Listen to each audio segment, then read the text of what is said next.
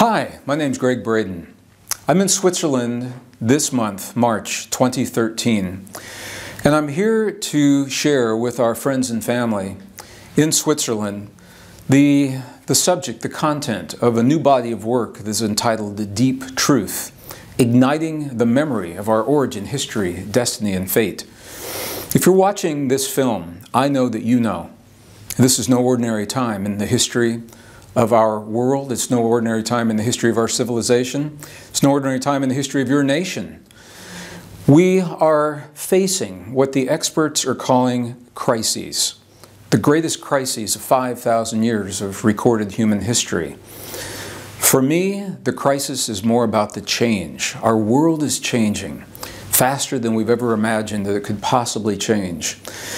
Will the change lead to destruction? Or will the change lead to transformation? That's the question that we're asking now. We're looking at crises like peak oil, the collapse of global economies, climate change, the depletion of vital resources. How do we deal with these crises? Maybe the bigger question is, how do we treat one another as we go through the crises? How do we treat our friends? How do we treat our neighbors? How do we work together as nations to help the people of this time go through an experience that no one in recorded human history remembers going through? Well, the way that we solve our problems is based upon the way that we think of ourselves, our relationship to one another, our relationship to our bodies, our relationship to the earth, our relationship to the past. The way we solve our problems is largely based upon the information that science has revealed over the last 300 years. Science is approximately 300 years old, and it is a relatively new way of thinking about ourselves and answering the questions of life. Before science, we had spiritual traditions, we had religion. Science has helped us to understand our relationship to the world. I am trained as a scientist. My degree is in geology and the earth sciences. But I have to be very honest and say to you that science does not have all the answers. Science began about 150 years ago, earnestly describing this relationship that we have with ourselves and our world. And the new discoveries of the 20th and now the 21st century are telling us where the science of the past got it wrong, where the science of the past made false assumptions, and where the science of the past drew incorrect conclusions. It is these false assumptions that have led to the crises that we see in the world today. It's the false assumptions of science, for example, that have told us that we're separate from our bodies. The false assumptions of science have told us that we're separate from the earth, that we are separate from one another. The false assumptions of science, and Charles Darwin specifically, told us that we live in a world based upon competition, survival of the strongest. The new discoveries in science tell us that's all wrong. Nature is actually based upon cooperation and mutual aid. Cooperation and mutual aid. The best science of the day is telling us that we're not separate from our bodies, that we are deeply enmeshed with our bodies, that our thoughts, feelings, emotions, beliefs have a powerful role, play a powerful role in determining the outcome of what happens with our bodies. The best science of the day is telling us that we are deeply connected with the earth around us. We cannot separate ourselves from the earth under our feet. So as we solve the crises, as we search for the solutions of our time today, we must embrace the new discoveries that give us a way to think differently. The thinking of the past has led to the crises. It makes no sense to solve the problems with the same thinking that created the problems.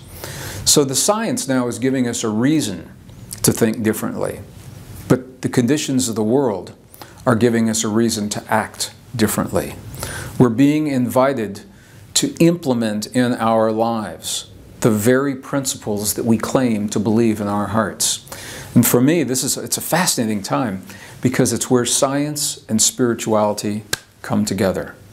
There are many people that have tried to draw a line to separate spirituality from science, from the real world.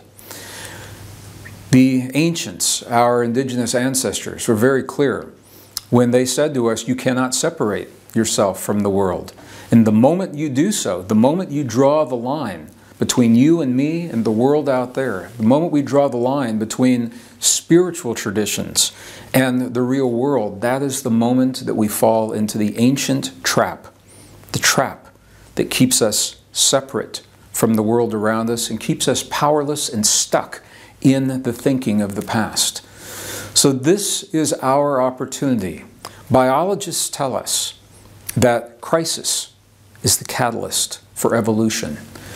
Biologists tell us that it is crisis that triggers entire ways of life, of changing into new, healthy ways of expression and experience. And if that's true, we are facing so many crises now, surely we must be on the verge of a great evolution.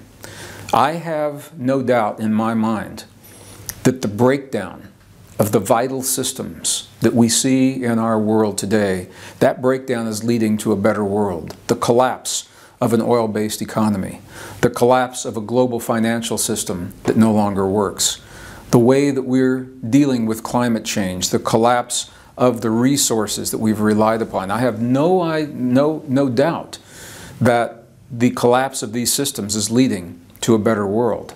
However, I also am under no illusion that it will take a lot of work for us to get to that new world. It will take an unprecedented level of cooperation and mutual aid, the cooperation with ourselves, with one another, between communities, families, societies, and nations. The new science, the new discoveries give us the reason to think differently and to implement that cooperation. Now we must open our hearts and minds and embrace what the new discoveries are showing us. Perhaps the greatest crisis of all is the crisis in thinking. We already have the solutions. We have the solutions for the great problems in our world today. We have new forms of energy that require no fossil fuel.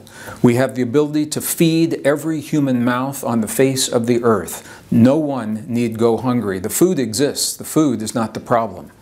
We have the ability to create financial and economic systems that are fair to everyone. All the problems are solved.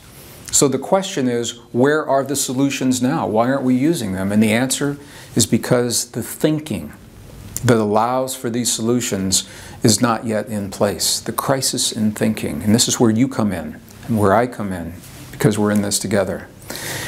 As we embrace the deepest truths of us, our relationship to the world around us and to one another, as we embrace these truths, it gives us the reason to think and act differently. Buckminster Fuller, brilliant scientist of the 20th century, before his death, he said something very profound. He said that we will never change the world by fighting the existing reality. He says, if you want to bring change to the world, you cannot fight the existing reality. He said, find a new way to do the things that need to be done, and a better way, and everyone will follow that way. That's how you create change. I think there's a lot of truth to what Buckminster Fuller said. I believe in him, and I believe in his statement. And as we think beyond the differences of our past, as we think beyond the things that have separated us in the past, and we realize that we are a global family, truly, and that we are facing a rare, precious opportunity of change. The earth isn't broken, and we haven't broken the earth. We are living a rare moment of change that no one living today remembers from the past. And that is the reason for us to find new ways to work together. And the science gives us the ways to think. So as we embrace the principles of cooperation to solve the problems of climate change, for example, or to solve the crisis in the Middle East, to solve the collapsing finances of the world, as we do these things, a new world is emerging. And with that new world, you and I are implementing our deepest spiritual beliefs from our hearts into the world around us. I can't think of a better time to marry the science and the spirituality into a wisdom that is greater than either science or spirituality can be alone. Science is good, spirituality is good. Marry them together into a greater wisdom, and that gives us the edge that our ancestors did not have. It gives us the way to solve the problems and a reason for hope and possibility of our future. There is a beautiful new world on the horizon. You and I are birthing that world. So I want to thank you for all the work that you've done.